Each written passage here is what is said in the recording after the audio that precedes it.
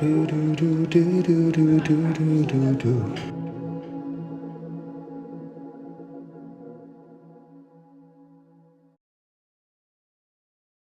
Welcome to the Red Bean Podcast. This is the New Orleans edition. This is your host, Mr. Toad. And I'm Dr. Frog. We had a rare treat of watching the Teenage Mutant Ninja Turtles, the original film, the 1990 film. Cowabunga. Directed by Steve Barron. It's a screenplay by Todd W. Langan, Bobby Herbeck, and it's based on the characters created by Kevin Eastman and Peter Laird. Lord, yeah. And this is excellent as a film. Let me just say, I was very impressed with the cinematography and the cuts to different scenes when they were jumping between different scenes. The use of shadows, especially early on when introducing the Turtles, they took time on their setup shots. And I'm thinking, oh my gosh, these cinematographers, what else did they work on? I mean, this is beautifully done. And I like that there's an earnestness with how they speak and how they introduce the story. But this was fun. This was family fun. And I think it had some deeper messages to it as well, but I was thoroughly impressed. One thing I liked about this film is it's also so personal. I liked how they kind of zoomed up on the faces of the characters talking to each other, and you could tell that one of the turtles was having like a lot of anger issues, and how Splinter, was kind of like trying to be a father figure. Yeah, Splinter, I think, kind of represented the like more emotional, caring father, and then Shredder, I think, represents this. Hey, you're disaffected youth. I can be your leader, and kind of ruled with an iron fist. Kind of attacked his own. Had a very strict kind of. They kill their own supporters. Yeah. Loyalty is important, and I think to see this is kind of contrasting. Messaging, I think kind of lasted throughout the film. It was really interesting. I think I'll just kind of read the plot, and then we'll just kind of jump around, as we always do. Jump around. Jump up, jump around. Because this is in the 90s. So. Well, yeah, but House of Pain is actually a Boston group, and this was set in New York. This is true. Which, by the way, perfect to have pizza. New York pizza's famous. The whole rat problem in New York, especially back then, was pretty famous. I mean, they really included a lot of New York elements. In New Orleans, as New Orleanians, there's a sort of Bostonian, or not Bostonian accent. There's a sort of Brooklynian accent. A Cajun style, kind of. Well, Cajun's usually when you go outside of New Orleans. Okay. Right? When you, the kind of French West Creole thing. But the New York accent, there's a kind of New Yorker accent. Kind of a deeper tone in the voice, a little bit. Yeah. So let's get back to the plot. In 1990, there's an investigation of a crime wave. Is that when it came out, 1990? 1990. We were right on that cusp. We're like late 80s, early 90s. Yep. The release date of the movie was actually March 30th, 1990. New York, as a televised reporter, April O'Neil is attacked by thieves, but is saved by an unseen group of vigilantes. April's rescuers, the Teenage Mutant Ninja Turtles, Leonardo, Donatello, Michelangelo, and Raphael, return to their hidden lair in the sewer, where their adoptive father, a rat named Splinter, advises them to continue practicing the art of ninjutsu. Visiting the surface, Ralph comes to blows with fellow vigilante Casey Jones and counseled by Splinter. Yeah. What did you think about the relationship between the Turtles and Splinter? I thought it was interesting, and I thought it was a great way that Splinter introduced his backstory when they rescued. At a later point, Raphael loses his sight and then has to try to get it back, and then ends up rescuing April O'Neil again, and then brings her back to the hideout, and then Splinter, in describing to her their situation, did a really nice exposition to let all of us know, the viewers, what's going on. And it's much better than if it was just a dialogue or him reminiscing in his own mind. I thought it was an interesting backstory. So there's like this radiation ooze thing. Now, I know the second movie is Secret of the Ooze, but that seemed to mutate the rat, and then he noticed 4 turtles that suddenly started growing. He started developing intelligence, and he started getting larger, and he noticed the turtles were getting twice as large. So here's what I'm wondering with his like shadow technique that he learned, because Splinter learned this martial art from Master Yoshi. Yeah, Yoshi was his from Japan. His former owner from Japan. Yeah, and he watched through the cage and mimicked the motions. But this is before he gained the intelligence from the New York Ooze. So that must mean that he internalized the martial arts in some more primitive way, like less intellectual, and then only later did he gain the intellect to then pass it on to these turtles. It definitely would it would definitely be like muscle memory at that point. Yeah. You're moving in a way where you're not thinking about it. It's almost just totally muscle memory. It's like something that's stored within. But I liked his Splinter when he lived in New York. It showed him munching on pizza, and pizza's pretty much all it's ordered. I like the subtle advertising too. There's like a Whopper, Burger King thing, Whopper thing in there, and then later you see. The pizza box really reminds me of Domino's, but I'm sure if you're in New York, you're not having large national brands, but who knows? No way. The red, white, and blue box. It's kind of classic. And then, of course, the Turtles ate this. I did see a crumpled Mountain Dew can, I believe, in one of the cars as well, with the label facing the camera. I was thinking, oh, good, this is some subtle advertising. Yeah. We'll get back to the plot real quick. Sorry. Charles Pennington, April's boss at Channel 3 News, struggles to control his delinquent son, Danny, who has been recruited with other teenagers to help the mysterious Ninja Foot Clan in their wave of thefts. April suspects the Foots are responsible for the crime spree, raising the ire of Police Chief Stearns, while Shredder, leader of the Foot, sends his soldiers after April. Because April has a tendency to keep talking about the Foot, and he doesn't want to hear that on the news. So Ralph defeats them and brings the unconscious April to the Turtles' lair, unknowingly followed by a foot soldier. What were your thoughts about how April's relationship with the Turtles and the struggling situation with the son named Danny? She was so empathetic. She's like, wow, when Master Splinter disappears later, she's like, oh man, they must really miss their mentor. April O'Neil, I think, was just wonderful. Caring. Well, and she still fought, too. Yep. She still fought. She was still very capable.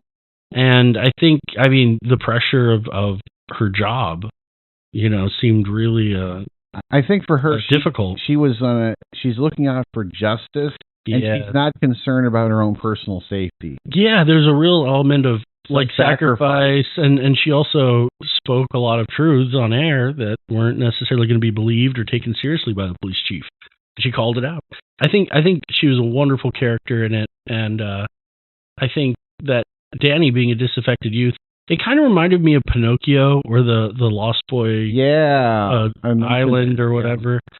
Yeah, where they were, it was an underground arcade. There's gambling. I called it. I was like, that kid's got a full house, and yeah, he had a full house. He's playing poker, and it reminded me. They didn't turn into donkeys like in that island, but it also kind of reminded me of a little bit like, Rufio and the Lost Boys and Peter Pan. So you have a little bit of like, here's some boys who don't have a family, or they're disaffected, like they mentioned, and they're finding, that skateboarding and, I feel like smoking, whether it's menthol or not, is the I feel like this is thing. a product of its time, because I could still remember during the 1990s, you could still see occasionally like cigarette ads on magazines and things like that. And one of the big takeaways, I think, from the Teenage Mutant Ninja Turtles is a lot of these guys got their education from newspapers, so they're always talking with these like slang and hip. Well, they probably hear people through the grating too, because they seem to be able to talk to people. Maybe they listen to the radio and they hear like disc jockeys talking during that time period. Excellent, totally groovy, dude. Well, groovy. Cowabunga. There you go. That's a vibe. So we get to a part where you mentioned it before. Splinter explains to April, because she kind of freaks out, but I like how April was kind of able to look past the way the Turtles and, of course, Splinter looks. Splinter explains to April that the Turtles were mutated into intelligence and anamorphic creatures by a mysterious chemical. Escorting April's home and bonding over their love of pizza, the Turtles find their Lair ransacked and Splinter kidnapped. Yeah. And return to April's apartment. I'm surprised Splinter was surviving as long as he did when kidnapped. You're thinking, why are you hanging on to this? And, Shredder probably remembers the rat, but didn't know how to name, I think, at that point. I think he didn't catch on until like the very end. He was like, wait a second, is this the same rat? And all of a sudden he's like, looking He at his touches face. it, and then he's like, yeah. Oh, yes. And then he looks at his ear. He's like, All he knew before was these turtles are causing problems, and there's this. And they're like, fighting out. hey, these guys are ruining my operation. Come on. Who are these guys? Yeah. But what I think is cool about it is that... I wonder what the rent is on that place. I'm sure they don't pay a lot of money from the sewer. The empty warehouse. Yeah, an empty warehouse that's been abandoned. Well, yeah, I was thinking the bad guys were in the warehouse, and I think they have an address, because at the end they were like, go to this address and you'll find your answers. Yep. Anyway, let's... Danny is arrested, which Stern uses to pressure Charles, who urges April to drop her investigation. Glimpsing the turtles hiding at April's apartment, Danny informs Shredder at the Foot hideout, where Splinter is being held prisoner. Ralph argues with Leo over his leadership and is ambushed by the Foot and beaten unconscious. The turtles fight off the Foot with Casey and escape the burning building with April. What are your thoughts about the turtles going back to April? It kind of... They didn't have anywhere to go. They didn't have nowhere else to go. And, I think this is also Shredder's fault, not Shredder, Splinter's fault a little bit, because he was saying, stay in the shadows, don't be seen, no one must know about you. So when they connected with April, because, they were like, well, I saved her, there's nowhere else to go, is what Raphael said. They kind of were lost. Without the mentor, they're like, where do we go? Like, how do we get pizza? Yeah, they were basically, when they knocked on the door, they were like, hey, we have nowhere else to go. Like mentioning, they felt totally lost. There were some funny scenes. I think them hiding or being able to hide had some. This was peak physical comedy. I mean, I'm thinking Charlie Chaplin and Buster Keaton, maybe even the early Marx Brothers films. Sure, yeah. But this is right up there with that kind of physical comedy. There was, hiding. I like in the shower. I like the one where he was hiding, and all of a sudden he disappears, and then under the table. Then you see the little stuffed panda bear underneath the desk, and they're like, and he's like, I know I saw when something Danny, there. Danny saw over there. He's like, whoa, wait a second. And then Donatello, I think, is in the bathroom, and he's hiding. And then he's hiding on top. Yeah. Oh my goodness, there was such good physical comedy, and you also saw that in the fighting scenes. Cinematography wise, there was a lot of. I mean, it kind of reminded me of Backdraft, to be honest. There were lots of flames. A lot of special effects, fireballs, steam exploding, steam explosion, and then they always had a good quip. They were always confident. I mean, then again, you're fighting in home territory. Yeah, they're in your sewers. So, but I did like that aspect when the guy. I loved some of the one-liners, and one of the one-liners was, "All the ninjas are coming after one of the turtles." Let me just make sure I got the. I think it was Turtle. He's Raphael. Yeah. He was with the size. with the size.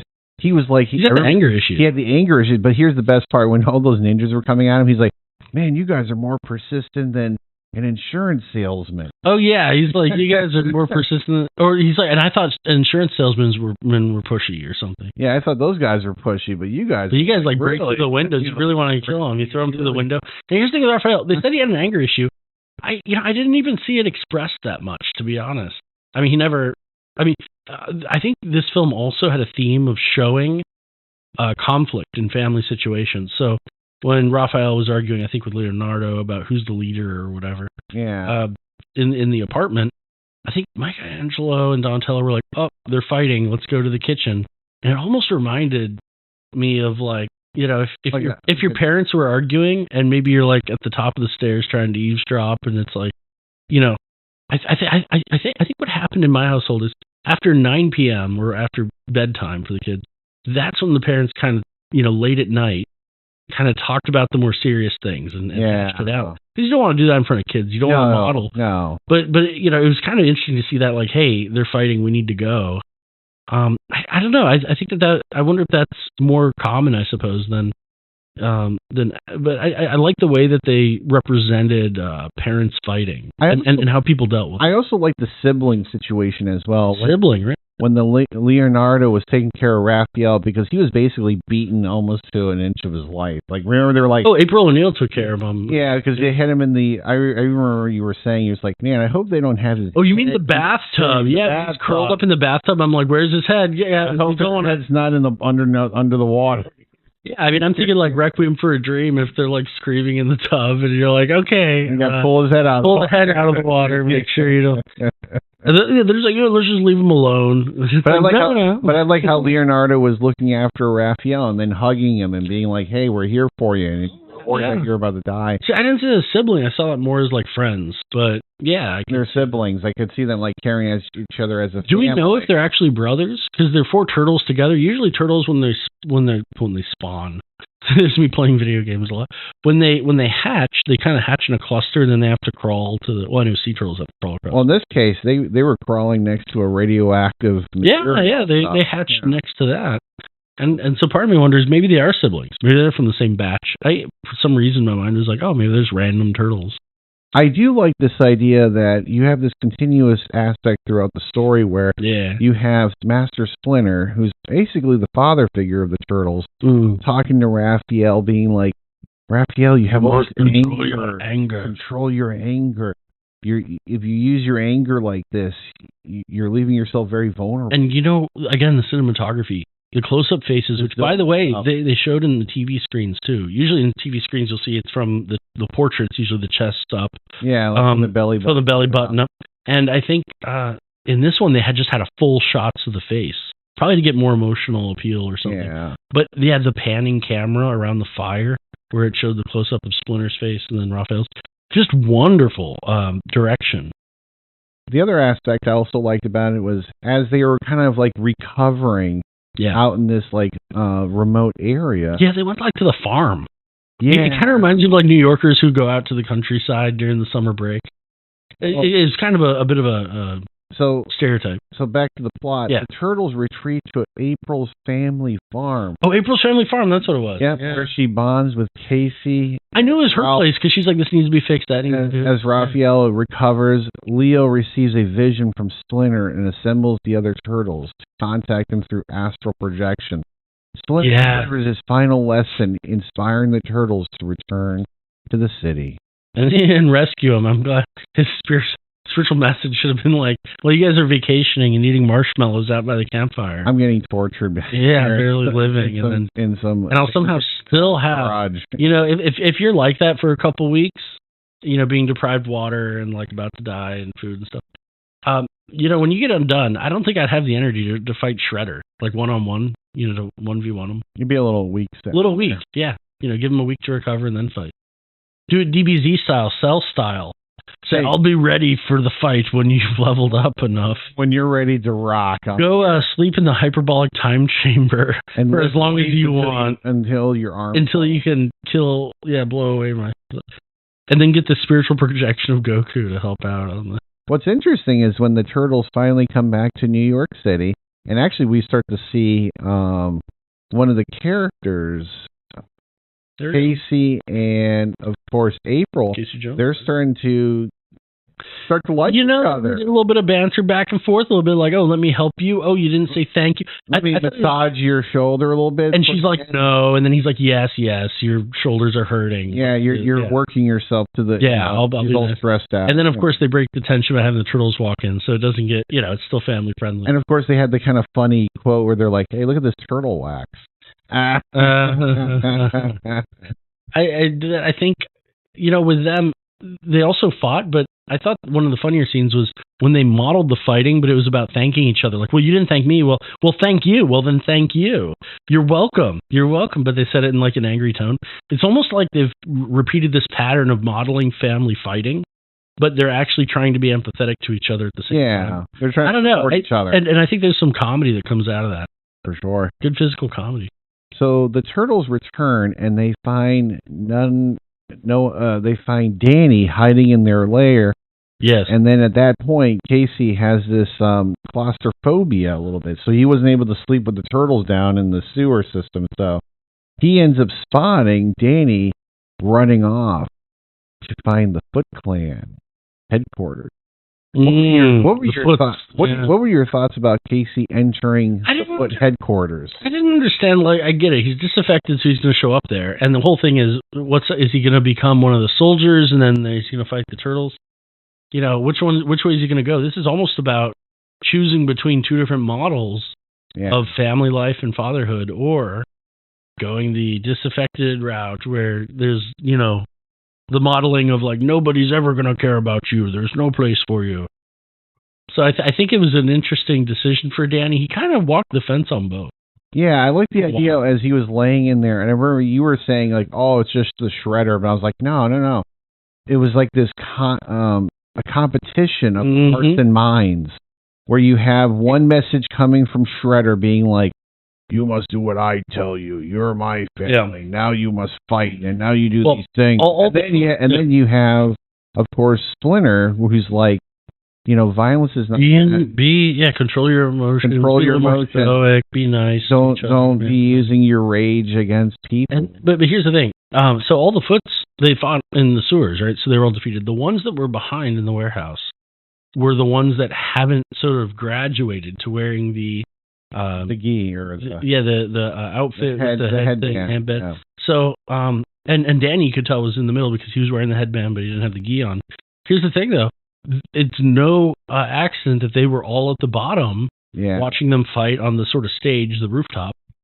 And it's almost like they're watching these two forms compete. But I also think it's interesting is the guy that was underneath Shredder, his right-hand man, one of the things I thought was interesting was when he got so angry because of the first encounter of the Turtles, he ends up killing one of his own people, one of his own foot soldiers. Yeah. And then all the people see it, and they're just like... That's some evil stuff if you're like, hey, let's kill one of our own to make an example of the...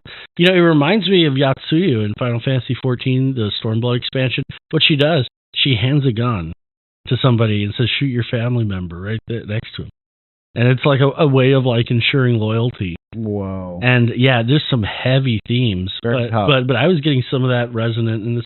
The real killer though, at the end of the day. Yeah. Well, first of all, we don't know, what happened after the fall. Casey Jones is the real. Casey Jones was like, when the police showed up, I was like, that guy over there just crushed someone who's defeated. He just pressed the button and then used the crush the even person. The bad guys, like when Shredder was defeating the Turtles on the rooftop, even when he like would flip them over and on the ground, he didn't actually kill them. He insinuated he's going to Leonardo. No, Casey was. But there was someone when there's someone on the ground who falls over. Casey Jones is going to be the one to put them out of their misery. He's like, I'm going to hit you as hard as I can in the head. But no, it's not even that. The crushing. Oh, yeah. Remember he flipped the switch? I'm thinking, man, that guy's brutal.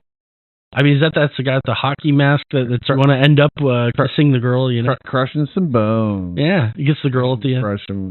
There was actually even some blood in the... there was. I was just like... I was surprised, because even in all the fight scenes, there wasn't a lot of blood. I was like, this is kid-friendly. Yeah. So this was made for families. So we get back to the plot. The Turtles repel the Foot from their lair and onto the streets before confronting the spear-wielding Shredder on a rooftop. After a fierce battle, Shredder claims that Splinter is dead, overpowering an infuriated Leo and disarm the Turtles before Shredder can kill Leo. Splinter appears. You would think he was dead because he gave the order to kill him. Yeah. But just like a good bad guy, he never sees it happen. Yeah, he's just walking out. I will now leave the room, Mr. Bond, with the laser slowly moving to you. That'll take 15 minutes. But I'll assume it happens successfully. I'm assuming it's going to be because I have other things to do. I have other things to do in 10 minutes. You're alive. My favorite YouTuber's on shortly. I need to go and finish off the rest of your little turtle buddies. Yeah. But I think it was interesting is that what we have is Shredder becomes very aware of these turtles knowing they came back, because when Danny came back, he noticed something in his back pocket, pulls it out. April's drawing of the turtles, which I think it is amazing that April O'Neil, like a good journalist probably, was taking notes of all of this. Yeah. Had drawings and was talking about their story. I wouldn't be surprised, though. People say don't trust journos if you're in Green Street Hooligans.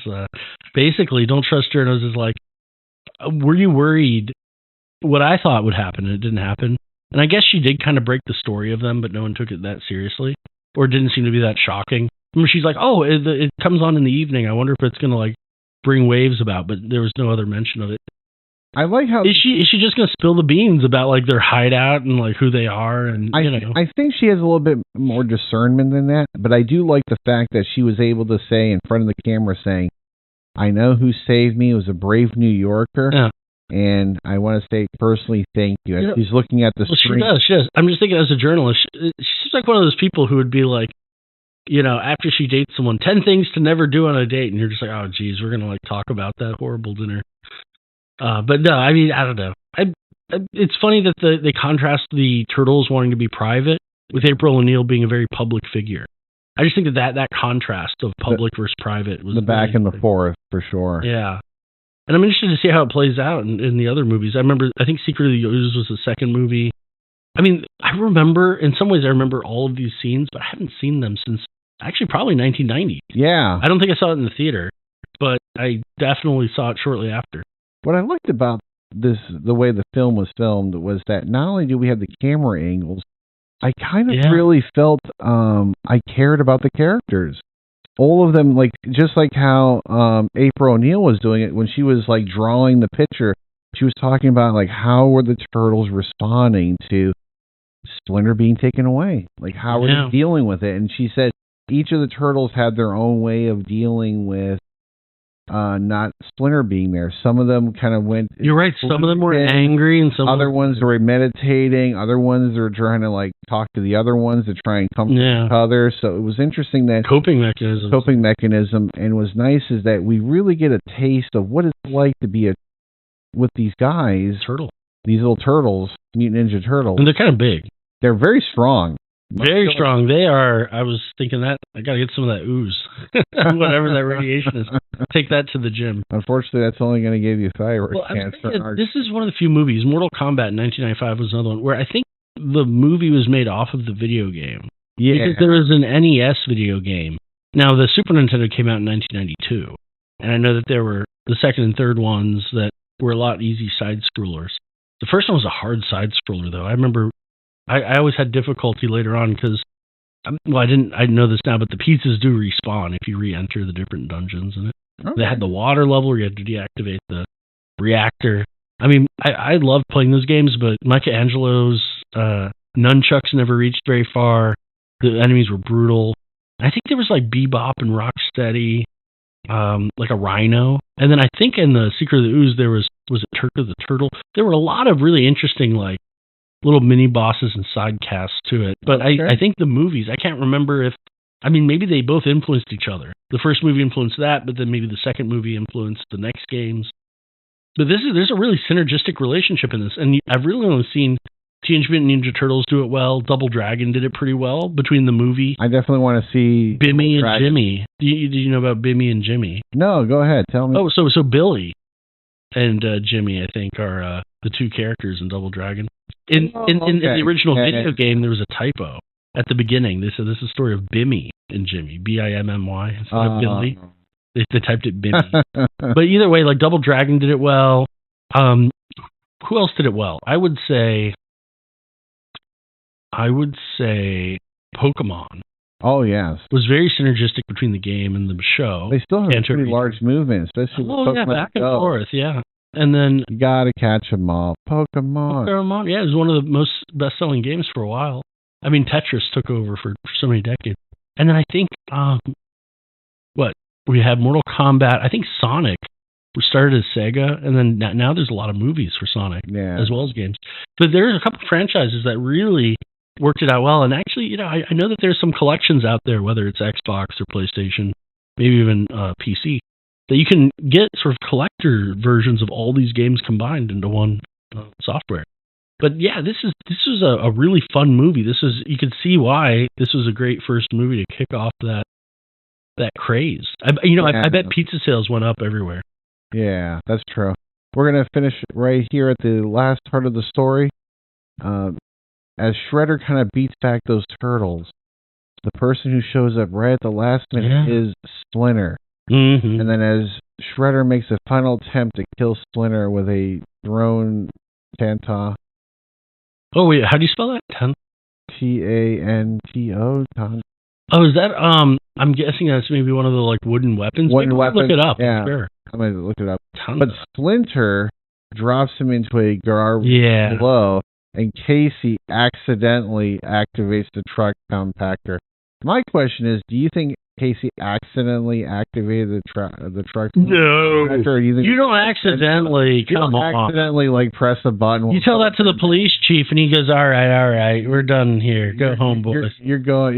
We've solved the case." And I like how vaguely they're like, "Hey, tell us what happened." He's like, "You go to this address, you get your answers." And it's like, all right, the police are fine with that. So it was a small knife. It's a small knife. Yeah. But here's the thing. It kind of reminds me of the wakizashi, which is if you're a samurai, you get the longer sword, then you get the shorter one for those closer combats. Kind of reminded me of Hans Gruber, like holding on in Die Hard, holding on, and then you're like, oh, do we save the bad guy? Well, no, they're pointing the gun at us now to shoot us. So in this case, Splinter was kind of like giving him a lesson. Yeah. And I'm thinking, well, are they going to have Splinter like kill him or not, or save him and leave him? But luckily, the bad guy answered that for him by attacking, even while needing his help. Yep. And at that point, you're like, moral responsibility, blameworthiness averted. And just like Splinter was saying in the beginning of the film, which is foreshadowing, is that sometimes we use anger to a point where we start to not see what our moves are. Yeah. And we start to put ourselves at greater risk. Mm-hmm. So one thing I would say this film definitely pushes is this idea of self-control. Yes. And not be wildly out of control. The last part of the film goes like this. The police arrive to arrest the foot soldiers while one of the teens directs them to the hideout full of stolen goods. The Channel 3 crew arrives to cover the story, and Danny is reunited with Charles, who gives April her job back with benefits. Tale as old as time, crime spree, and then selling things secondhand that are stolen in New York. Yep. Where have we heard that before? April and Casey share a kiss while the Turtles celebrate their victory with Splinter. Yeah. It's definitely a good feel-good kind of ending. Yeah. I liked all the night scenes. It almost reminded me of Noir. They did have a couple day scenes, but I like this idea of this. I would say it's like a small band of like family members with ninja skills, and then you have Splinter. You could definitely tell the unease of the Turtles, especially after Splinter was kidnapped, because they really lost their leader. But in some ways, I would say one reason why I think this story and this particular movie became such a huge hit was you kind of saw the transformation of the Turtles. It's one thing to watch a movie. It's another thing to see a movie where you see the characters change as a result. And I love the pacing on the setting shots. They put a lot of care in this. This wasn't a quick money grab to sell some toys. No. Which a lot of movies back then were like, okay, we're going to have the movie to sell the toys. You saw that with maybe My Little Pony and the Midnight Castle from 1985. You had some movies that sometimes were like, okay, they're doing this to sell toys afterwards. This was not one of those movies. No, it's not. One thing I would also say, and I thought this was kind of interesting, I didn't realize it until I looked at the cast members, but did you know that Donatello was played by Corey Feldman? No, and I believe you actually met Corey Feldman, too. That one I did not. I didn't meet him, but I did meet the Shredder, James Tanto. James Tanto, yeah. He hasn't been on this podcast, but... He has not been on this podcast, but I did see him at a con. But we're just some frogs. We're not turtles. That's right. We're not turtles. But... And he played Shredder? Yep, he played Shredder in the film. Wow. Also, I thought was kind of interesting was Sam Rockwell. I noticed him immediately. He was the head thug. And I was thinking, he played in Moon, 2009. That was an excellent sci-fi role. A lot of allusions to 2001, The Space Odyssey, Stanley Kubrick's film. Sam Rockwell, though, really, he can play dramas. He's been in The Green Mile. Was in The Green Mile too. He was in the movie The Moon is a good one. If you haven't seen it, it's very sci-fi heavy. He's also in Iron Man 2 as... Have you seen Moon? I have. We'll have to review it. It's a really good sci-fi. Yeah. The Iron Man 2 part where he was paying the competitive arms. I remember that. Yeah. Was that the Russian arms dealer? I know. He was like the U.S. arms dealer. The U.S. arms dealer. But he wasn't that good. Yeah, he wasn't that good. No. The other one was... I was thinking of a Spider-Man movie, I think. And Argolo was that was 2024. And he was also in Charlie's Angels, the 2000. Oh, yes, I remember that. He was also on Mr. Right. And, of course... If we can all remember, this one in particular was Poltergeist, 2015. Wow, I didn't know the remake of that. He also played the main character in the movie called Choke. And then Bill Burr's F is for Family as well. He's been in that. Mm-hmm. Choke, yeah, I remember Choke. So that was kind of interesting in the sense that, and Frost Nixon, he was also in. Oh, of course. And Heist, he was also in Heist. Frost Nixon. With Gene Hackman. That's also a great movie. We got to check that movie out, too. Let's look at some of the other actors who also played in the... Judith Hogg was the one that played April O'Neil. Yeah. And, of course, let's see some other people who also played in the film. I like that Raymond Sierra, who played Chief Stern. The perfectly angry chief. Hey, tell me what's going on here. What's going on here? What are you doing? You kids. You crazy kids. Yeah. I was expecting Leonardo, like when they were running down the subway, I was like, watch out. Like, was it Leonardo DiCaprio who, or no, it was Matt Damon who let the what is it, shopping cart roll down the... Oh, yeah. So I was like, watch out, kids. Don't accidentally... Oh, and then Michael Turney also played Danny Pennington. He was the troubled kid. Oh, I don't think I know. What else has Michael been in? He has been in the movie, let's see here, the 1988... Probably had a lot of child acting careers. Yeah. He played in one movie called The Killer, which is 2013, called Killer. Video Vision was in 2024. The Little in 2015. Interesting. And, of course, he was in the 1990 Teenage Mutant Ninja Turtle movie. Wonderful. He hasn't been in too many movies. Well, that's all right. But you don't need to. But I think these are just interesting actors, and it's wonderful to kind of see so many different connection points. I think the cinematography was amazing. The use of shadows, the cuts. I mean, the visual cuts to different scenes. Meaning, like when Raphael was fighting, and they were like, "Oh, he's probably fine," and then like it went to him getting thrown down, or him getting hit by something was then cut to a TV channel where like there was an explosion for a cartoon character. I just thought that these perfectly timed cuts were like excellent for storytelling. Like I think the camera really did a lot of storytelling. There's a lot of physical comedy, and there was a lot of the physicality of the film. What I think is interesting is that in this film, if you do look at the actors who played in it, not only did you have the main actors who played the Turtles, but then you also had the stunt people. Oh, I didn't know that. At the same time, because you have multiple people playing Michelangelo. There you had Robbie Rist as Michelangelo, then you had Michelle Sistine to also play as Michelangelo. Yeah. So he also Michelin Sisti. He also played as well. Wow. Of the character. Yeah. So I think it's kind of cool that we had multiple people playing different roles in the film. It was a very physical film. Lots of stunts, lots of falling. Backflips galore. Oh my goodness. The acrobatics, the fight scenes are well choreographed. This is great. So we're getting to the point now where we give this a rating from 1 not being very good, 10 being amazing. What would you give it, Dr. Frog? I'd give it an 8 out of 10. I mean, I think everything was fine. I do like the themes that they didn't have scope creep with, and they didn't pontificate too much.